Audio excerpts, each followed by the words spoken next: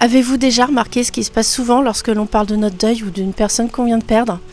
Ici, sur les chemins de la résilience, j'aborde le deuil et ses conséquences sur nos relations familiales ou amicales.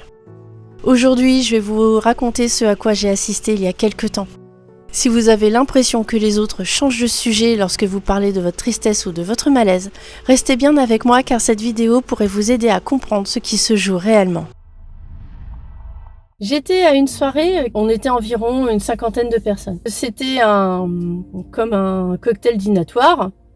Et donc les gens arrivaient au compte-gouttes, voilà, quand tout le monde n'est pas arrivé à la même heure. Tout se passe très bien et à un moment, il y en a une qui commence à raconter que le lendemain, en fait, elle va à des obsèques et il s'agit des obsèques d'un petit garçon de 13 ans qui s'est donné la mort. Évidemment, cette nouvelle nous choque. On commence à demander ah bon, mais c'est qui, mais comment, ses parents, enfin voilà. Donc la personne commence à raconter et elle nous explique que c'était une copine de sa fille et de sa fille qui est actuellement au collège et que donc voilà, le lendemain elle va aux obsèques pour accompagner sa fille. Et donc pendant qu'elle est en train de raconter ça, donc on est au début de la conversation, pendant qu'elle raconte ça, y a quelqu'un d'autre qui arrive, quelqu'un qui vient d'arriver. Et évidemment, tout le monde se tourne vers elle en disant « Ah, ça fait longtemps, t'as pas vu, voilà ». Et donc on commence à dire bonjour. Et là, je vois bien que cette personne qui commençait à raconter cette histoire assez lourde de sa fille, du fait qu'elle est allée aux obsèques le lendemain, ben pouf, ah ça y est, tout de suite, en gros tout le monde s'en fichait quoi. Donc moi, comme j'étais juste à côté, je l'ai rappelé et je lui dis bah vas-y, continue. Et j'ai bien vu que les autres personnes qui nous accompagnaient, elles sont parties dire bonjour, aller prendre les cocktails et compagnie, et que en fait elles ne s'en souciaient plus. C'est-à-dire que je ne pense pas qu'elles s'en fichaient. Je pense qu'elles ont été happées par autre chose et que ça a pris le pas. Je pense aussi que ça a pris le pas parce que évidemment ce qu'elles nous racontaient c'était pas marrant quoi. Mais pourquoi je vous en parle de cette histoire ? Je vous en parle de cette histoire parce que vous voyez, là la personne a commencé à parler de cette histoire assez lourde, cette histoire qui est pas marrante. Qui a envie d'entendre parler d'un enfant de 13 ans qui met fin à ses jours ? On n'a pas envie d'en entendre parler de ça.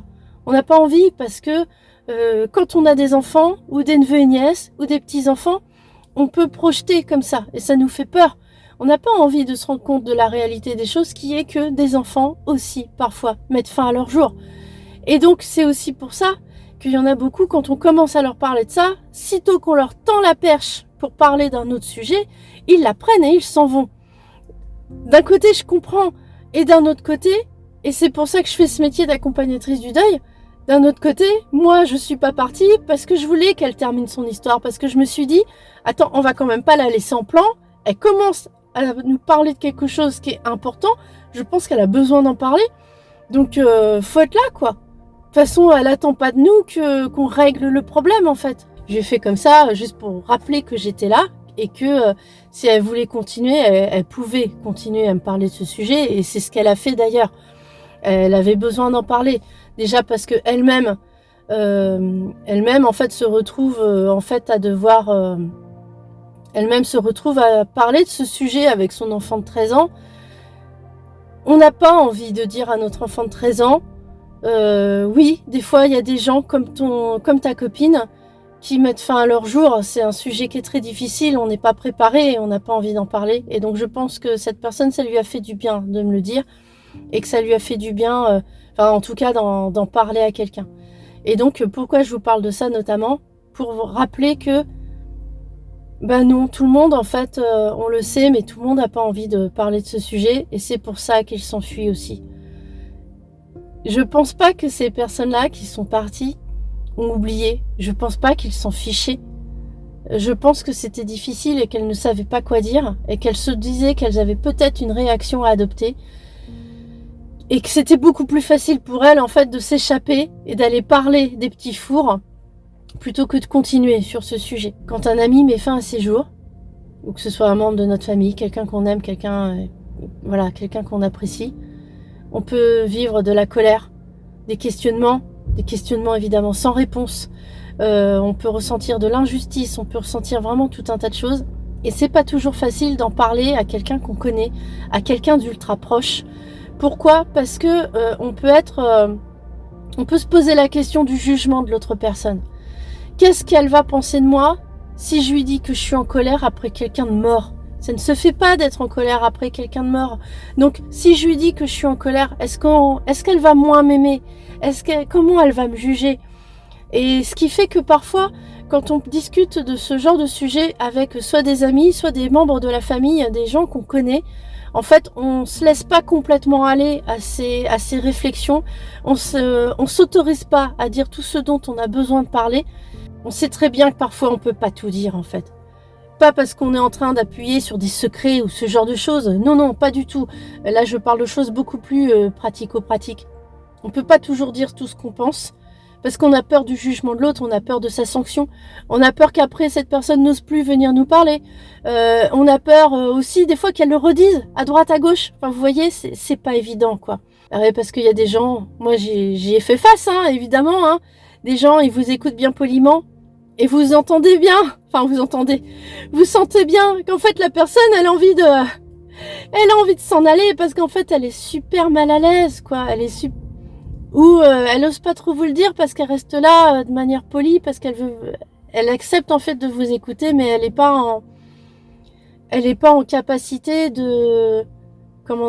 d'accueillir vraiment ce que vous dites, parce qu'elle peut pas, parce qu'elle est pas armée pour, parce que ça réveille des choses en elle, et donc du coup elle a pas envie d'entendre ce genre de choses. Elle le fait pour vous faire plaisir. Et des fois c'est bien, enfin c'est bien, parfois ça suffit aussi. Mais d'autres fois on sent bien qu'il y en a d'autres,